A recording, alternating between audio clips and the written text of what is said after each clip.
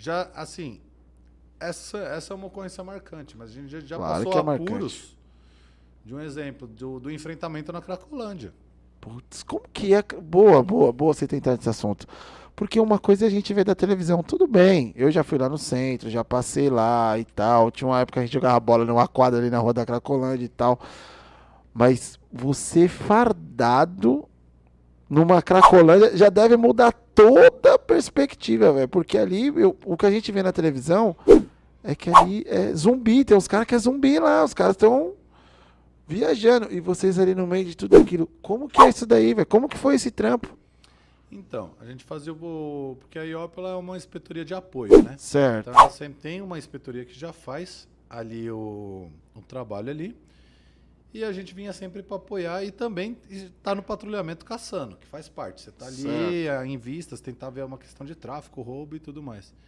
E ali como que funciona o organograma do tráfico ali, como que funciona a manobra do tráfico na Cracolândia? Na verdade é exatamente o que você falou. Eles trabalham ali dentro daquele fluxo, chamado de fluxo, dentro da Nossa. Cracolândia.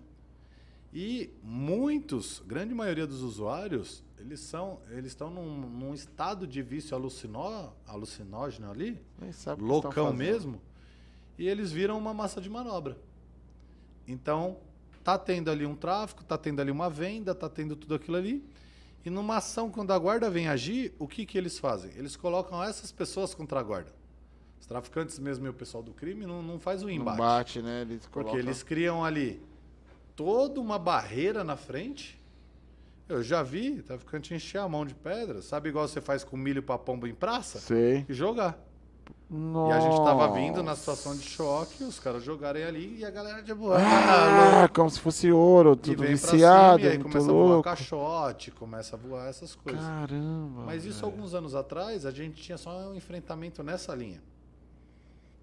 De um tempo pra cá, por causa de N políticas públicas de botar debaixo do braço e passar a mão na cabeça, foi se fortalecendo aquela situação. Então a gente já teve embate, onde os guardas estavam fazendo um adentramento ali, ou tinham pegado a questão de um traficante, e vim tiro de dentro do fluxo contra os guardas. Como que você atira de volta? E agora? Como que Você faz? não sabe quem atirou, Da onde veio? e se você atirar na mesma direção, tem Vai um pe- monte de pessoa Vai pegar pelo menos uns 10. inocente ali. É, sim. Então eles faziam muito isso. E tem uma outra situação também, que eles são usados como massa de manobra, que é o resgate. O que é o resgate? Estamos no patrulhamento, identificamos o cara tá traficando. Melhor momento, vai, mão pro cabeça, pum! Grampo Pegou. no cara. Flagrante. E aí o fluxo vira e os caras vêm pra querer tomar da mão. E o negócio é louco e você tem que arquitetar ali. E é elastômero, gás, o que dá pra quê? Pra viatura sair dali com o flagrante que tá com ela. Senão não consegue sair. Se não souber agir e não agir da forma correta, eles tomam, vira viatura e o negócio endoida. Meu Deus. Deita, acho que tá chegando a parada aí, hein? O velho Cocada já. O velho Cocada, o Vini já mandou a mensagem. Ô, Michael, eu fico pensando no seguinte, né, velho? Tipo, o cara tá ali, ele nem sabe o que, que ele tá tão loucão que ele não sabe nem o que ele tá fazendo, né, na maioria das vezes, ou tão consciente? Não, tem esse público que você está falando, tem um Certo. público semi-consciente, então você tem alguns níveis lá dentro. Ah, tá Você misturado, né? Tem o cara que ele usa só de vez em quando, que o cara trabalha, vai lá pro fluxo. Ah. Tem cara que trabalha o mês inteiro, é usuário de crack, fuma só de Vai vez lá. em quando, mas quando pega o salário, torra lá 2, 3 dias, Putz. fica naquele bagulho, naquela viagem louca. Nós conversamos aqui com um cara hoje, empresário, dono de uma marca chamada Cê é Louco, do shopping, loja de shopping. Ele morou na Cracolândia um tempo, cara. Ele falou, cara... Eu perguntei pra ele, como que é?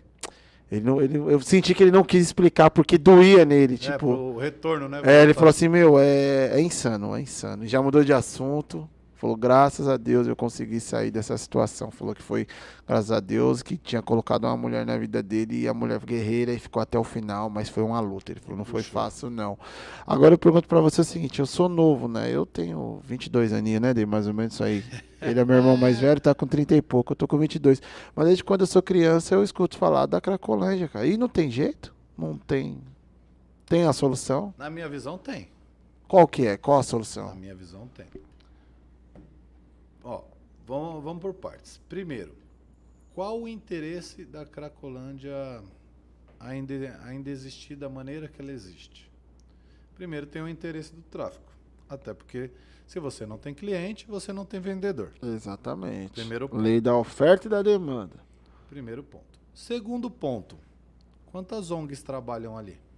Várias. Ah, é verdade. E a ONG é alimentada com dinheiro público. Público, certo. Será que tem o interesse dessas ONGs Em acabar. de acabar? Porque aí a ONG também acaba. Entendi. E aí você vai vendo todas essas linhas. Uma outra coisa que eu defendo, que eu falo, nunca vai acontecer no Brasil. Mas um exemplo. Se você não trabalhar, você tem onde morar? Se você não trabalhar, você tem o que comer? Tem chance. Por que que quando você é preso por cometer um crime, eu que tenho que pagar sua comida e aonde você fica? Com impostos. Entendi. Eu acho que quando o cara caísse na prisão, primeiro que ele escolheu ir para lá. Você tinha a opção de não ir e não cometer o crime. Você escolheu ir para lá. Então, na minha cabeça, as regras daqui de fora deveriam ser as mesmas regras lá dentro. Então, você quer ter sua cela? Quer ter um colchão? Você vai trabalhar para pagar o que o Estado gastou para ter isso daí. Sua alimentação diária, você vai trabalhar para pagar a alimentação diária. O dever do Estado é o quê? É fazer você cumprir uma pena te isolando de uma sociedade a qual você demonstrou que você não cabe.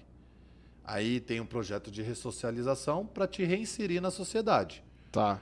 Porém, lá dentro, quando você fica sem fazer nada, a Deus dará. E aí a gente paga, a gente gasta, antigamente, lá atrás, né, no Diário de um Detento, era R$300 por mês cada, né? É. Que o Racionais R$300 falam. por mês. Hoje deve ser uns 2.000. Mas você acha que, por exemplo, esse dependente químico que tá lá, ele tem que ser preso ou ele tem que ser tratado?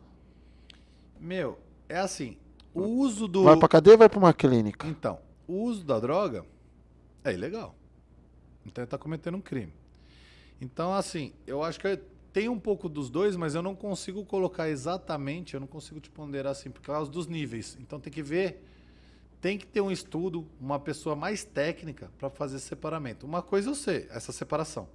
Uma coisa eu sei.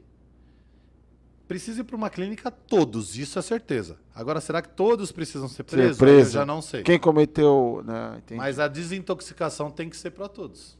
Eu acho que a desintoxicação tem que ser para todos. Mas o que você falou faz muito sentido. A gente recebeu aqui uma vez um pastor e ele tem uma clínica de reabilitação feminina.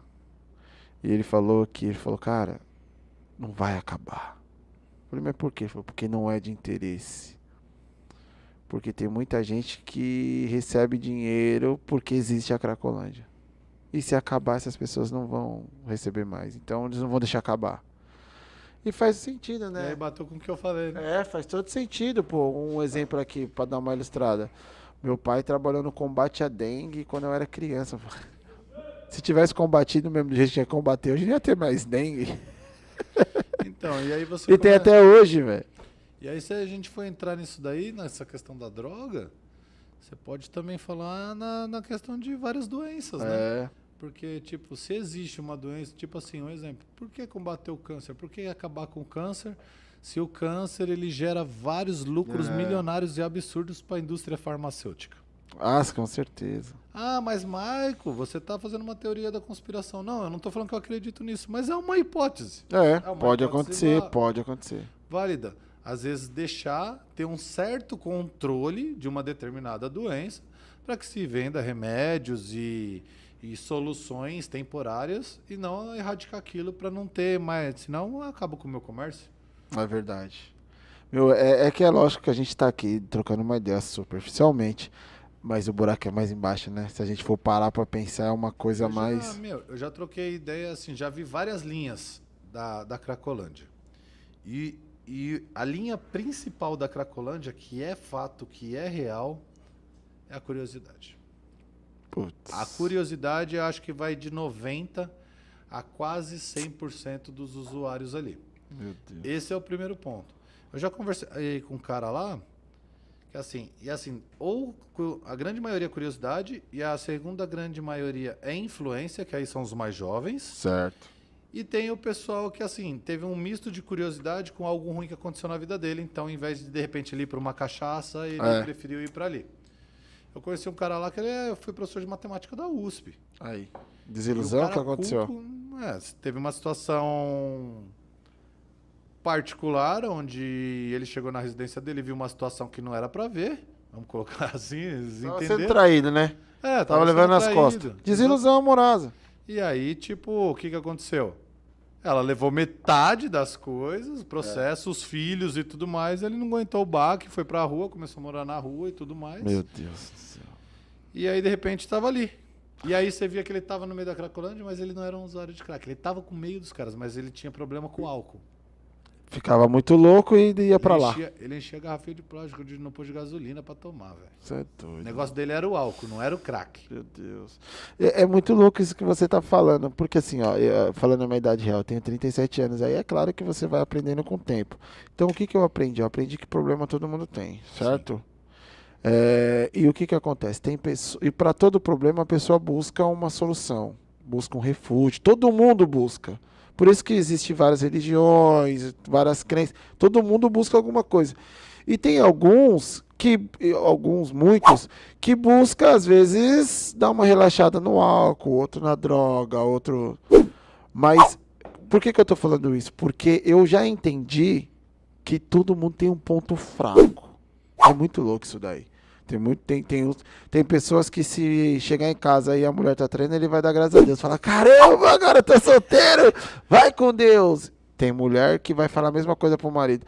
Puta, que legal, mano. Puta, você tá me traindo, vai. Só dá o dinheiro da pensão, porque agora nós vai estar...